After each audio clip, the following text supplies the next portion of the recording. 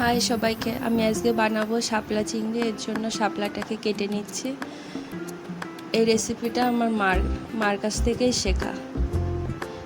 Piece করে নিলাম শাপলাগুলো। এবার খোসা ছাড়িয়ে নেব। এবার খোসা ছাড়ানো হয়ে গেছে, এবার ছোট ছোট করে পিস করে নিচ্ছি।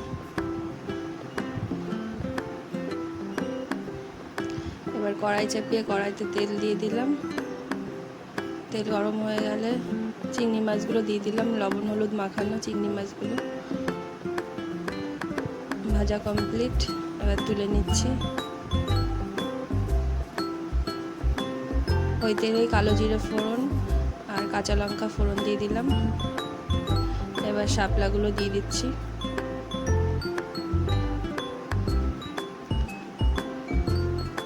পরিমাণ মতো লবণ, পরিমাণ মতো হলুদ দিয়ে দিলাম।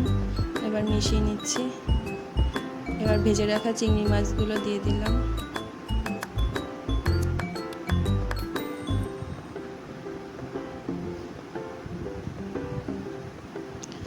এবার একটু ঢেকে দেব যাতে তাড়াতাড়ি নরম হয়ে যায়।